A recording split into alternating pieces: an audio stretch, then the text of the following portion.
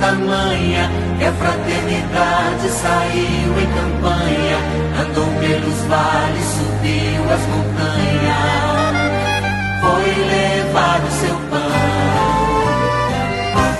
A dor era tanta, a injustiça tamanha, que a luz de Jesus que o seu povo acompanha o iluminou para viver em campanha em favor dos irmãos.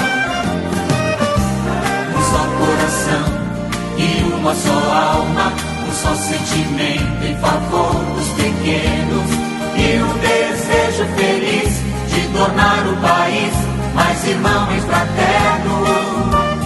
Vão fazer de nós povo do Senhor, construtores do amor, operários da paz, mais fiéis a Jesus.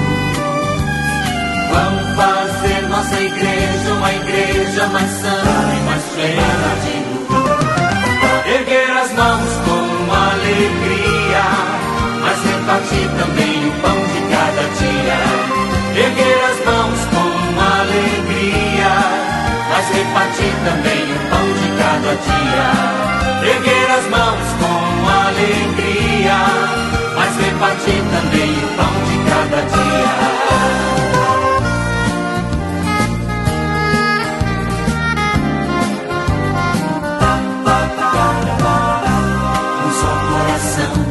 E uma só alma, um só sentimento em favor dos pequenos, e um desejo feliz de tornar o país mais irmão e fraterno. Vão fazer de nós povo do Senhor, construtores do amor, operários da paz, mais fiéis a Jesus.